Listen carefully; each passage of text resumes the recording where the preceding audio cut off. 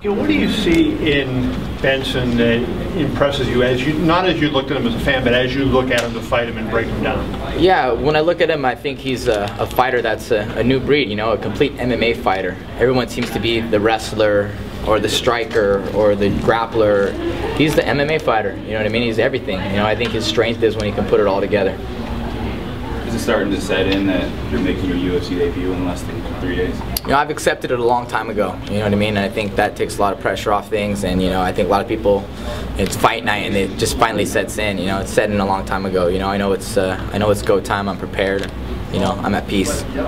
Gilbert, it's a long time coming. You're widely considered one of the greatest fighters to never fight in this organization. You've been toiling overseas, you fought in basically every other promotion.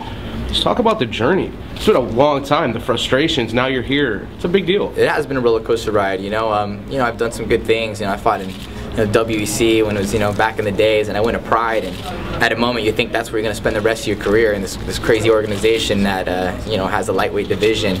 And at that time, UFC didn't even have a lightweight division, you know, and then UFC buys it out. You know, you're in Strike Force, and there's good things going on there, and you know, then UFC buys Strike Force, and you know, it's not as powerful as it used to be, and you know, it's a roller coaster ride. And then now I'm here for a title shot. You know what I mean? So, you know, at the end of the day, it's been a good journey. You know, it's ups and downs, but you know, the glass has been half full, if you know what I mean. A lot of guys haven't had the opportunity. They've had to come over and take a buffer fight. You get a championship fight right away. Does that mean a lot to you? It does, man. You know, I feel like you know, I get a lot of respect from everyone out here, and I think you know, from my peers and people who know what they're talking about give me that respect. You know, and I guess I got to prove it, but you know, I also think it makes sense for business as well. How much does it actually help that Nate just fought him? You know, a lot of people like to point to that and say, oh, that might be an advantage for Gil. But do you guys really have like night sessions where you're sitting around talking about exactly what he does? Does that get overblown a little bit, or is it a real advantage? I mean, I think it, you know, usually it is an advantage, you know what I mean? But I think it's hard to gauge that fight because, you know, I think, you know, Nate got hit in the eye pretty early, and it was kind of hard to gauge because I don't think that was the same Nate from rounds 2, 3, 4, 5.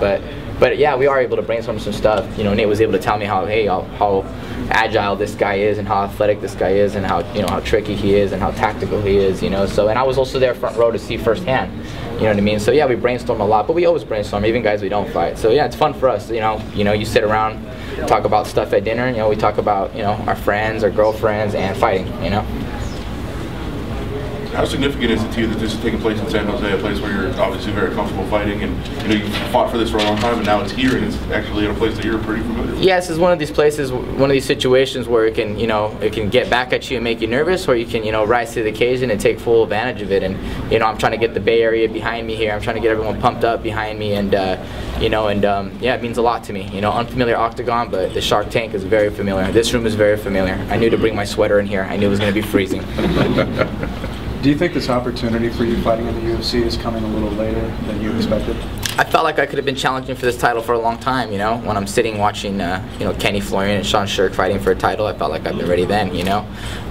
You know, 2010 when I beat Aoki, then, you know, I felt like I could have, you know, fought, you know, BJ for the title. You know, I felt like I could have been, you know, I felt like I could have been fighting for that a long time and banging with these guys for a long time.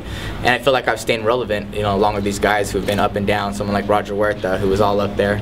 I was here before him, and I lasted before him, and yeah, so a lot of time, but I still feel youthful. I still feel like I've been on top of my game. I still feel like I've been training. I'm trying to improve, you know what I mean, more and more, and you know, and I feel like it right now is a good time. Do you think if you had a fight that defines you as a fighter, it would be the Kawajiri fight? I mean, there's a lot of fights, you know. The first time I fought Clay Guida, I thought that was a good defining moment. You know, my comeback against Josh Thompson was a defining moment. You know, when I beat Aoki on CBS was a defining moment for me as well. And yeah, and taking a year layoff, you know, everyone's talking about my layoff, I came back and smashed Kawajiri, you know, so.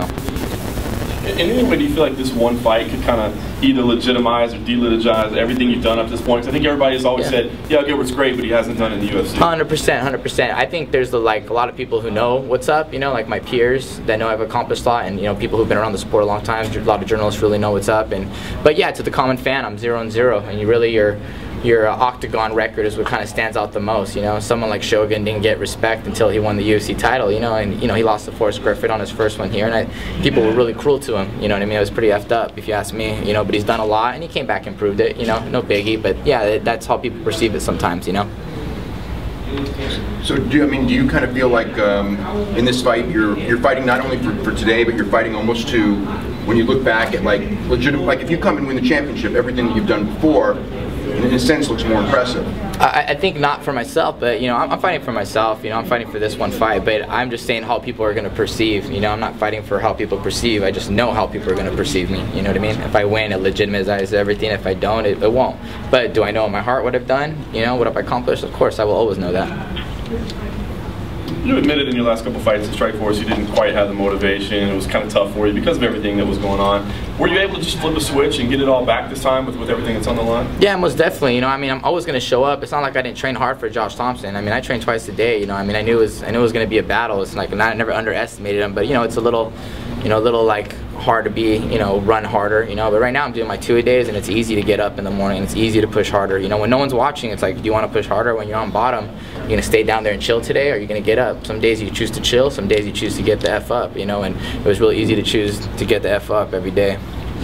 Did you watch Benson much before you were part of the organization? Obviously that wasn't a fight available to you for a long time. No, most studying them. Yeah, heck yeah, man. You always try to evolve to the champ. It's not about fighting Benson. It's about fighting the champ. You always try to adapt to the champ, the style of the champ. How am I going to beat the champ? That's the new style to win. How do you beat that style right there? And I followed him since WC. I honestly, I was like in WC. I was like, oh man, I wasn't impressed. But as soon as he made his UFC debut, it's like, man, this guy looks really good. And then the next fight he looked even better and better, and he just constantly improves. So I really respect the dude, and I think he's constantly getting good. Which is good that I'm fighting him now, because who knows 3 years from now how damn good he's gonna be. What was the difference that you saw then? I don't know, man. I just think the aggressiveness and the confidence. I think he to me, I didn't think it was a lot of tools, but when he came and then his pressure he put on Jim Miller, the ground and pound he put on Jim Miller, and I didn't think his striking was the best, but the willingness to stay in the pocket and try and experiment. A lot of guys are scared, they never experiment and get better at what they need to get better at, and he was experimenting on the spot, and going for it and attempting it, and I really respected that in him, and it evolved because of it. He got better at it, and he's better at all that stuff because of it. So yeah, man, I think he's been on a tear since he got here. A lot of people are pointing to your boxing as what can win you this fight, but obviously, Frankie Edgar's a pretty decent boxer too, and it didn't work out for him. Do you feel like that's where this fight comes down to, is your boxing? I think it comes down to everything. I'm ready for every scenario. I can go everywhere. I feel like he's, going to try to put me on my back. I'm going to be ready to sprawl and be ready to get up. I might try to put him on his back. Yeah, but I feel like I got a good chance of, my hands. I think it's, my hands have more power than his, and I think my chin can take more than his, and again, I'll be willing to take one if I can give him one. I'll be willing to take two if I can give him one. I think I could take better. I think I can give a lot harder. You seem pretty confident heading into your first UFC fight. Is this how you are just normally, or? No, I feel at peace right now, man. I really am. Either way of the outcome, I'm at peace, dude. I did everything possible to get ready for this. It's when you don't, it's when you're not, prepared. You start questioning: did I run enough? Did I lift enough? Did I spar? Did I do something wrong? And you kind of have all this confusion when you walk in there and you can see it. But when you know you can go 25 minutes hard, when you can go 25 minutes with your tough teammates rotating in on you. You think, hey, they can't get worse than Jake Shields, Nate, and some of the guys rotating in on me, and I'll be at peace. I'm gonna go out on my shield, or I'm gonna come out victorious, but I'm going for broke, and there's nothing that there's no reason to hold back. There's no reason to hold back. I'm ready to go. Is it playing on your mind as far as Jake title shot, Nate, Nick, all got title shots. They all, failed. Cesar Gracie team. Are you feeling kind of that importance to kind of get one for the team? I would love to get one for the team, but when I try to look at it, when I put it in perspective, I think it's quite an accomplishment. We've had Dave Terrell get a title shot. Yeah, he came up short. Gil Castillo, 2 title shots. Had a beautiful fight with Dave Manet. Came up short against Matt Hughes. And I think Jake did awesome against GSP. GSP didn't lose a round for 25 rounds, and I think Jake won 2 of those rounds. And sent him to the hospital that day. And I think Nick did a really good job against it too. And if Nick fought him to the death, it would have been Nick's fight. But Nate as well. I think it's quite an accomplishment for a team. I consider this an accomplishment. But of course, I'd love to bring that title back for the team and be the guy to do it for us and everything. But my team is accomplished. I have one of the best teams ever.